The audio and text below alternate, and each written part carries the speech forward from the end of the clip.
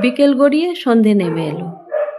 অনেক কাজ পড়েছিল, তাও ভাবলাম যে কিছু ভিডিও বানাই। একা বসে আছি ঘরে, ভিডিও করব কি লাইন চলে গেল।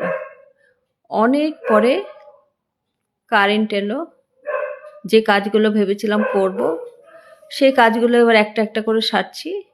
এক গাদা শুকনো কাপড় ছাদ থেকে নামিয়ে ডাই করে ফেলে রেখেছিলাম, সেইগুলো এবার গোছাতে শুরু করলাম। গোছাতে গিয়ে দেখছি এক প্যাকেট চকলেট। আর এদিকে দেখো, এখানে যেহেতু ধূপকাঠি জ্বালাই, ধূপকাঠির ছাই পড়ে রয়েছে গোটায়। এগুলো পরিষ্কার করে নিলাম, নাহলে এগুলো মেঝেতে পড়বে। আর এখন তো ঠান্ডাটা মনে একটু কমেছে, দরজা জানলা সব বন্ধ করে বসে আছি। ঘরটা বেশ গরমই হয়েছে, তাই এইগুলো এখন মেঝেতেই শুয়ে পড়লো। এরা শুয়ে পড়ার পর গদাইকেও আমি দিলাম ওর বিছানায় শুয়ে, ও আরাম করে শুয়ে থাকলো।